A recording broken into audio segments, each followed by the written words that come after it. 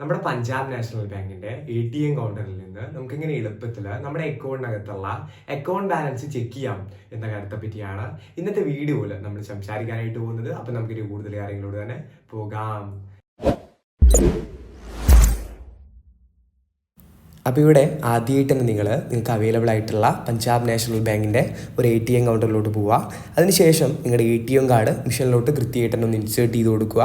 Card insert ചെയ്ത് കഴിഞ്ഞാലുടൻ നമുക്ക് സ്ക്രീനിൽ ഇത്തരത്തിൽ നമുക്കിവിടെ ട്രാൻസാക്ഷൻ നടത്താനായിട്ട് ആവശ്യമായിട്ടുള്ള ലാംഗ്വേജ് ഏതാണോ അത് ചൂസ് ചെയ്ത് കൊടുക്കേണ്ട മെസ്സേജ് വന്നതായിട്ട് കാണാം. അപ്പോൾ ആ ലാംഗ്വേജ് നിങ്ങൾക്കൂടെ ആവശ്യാനുസരണം സെലക്ട് ചെയ്ത് കൊടുക്കാനായിട്ട് കഴിയുന്നതാണ്.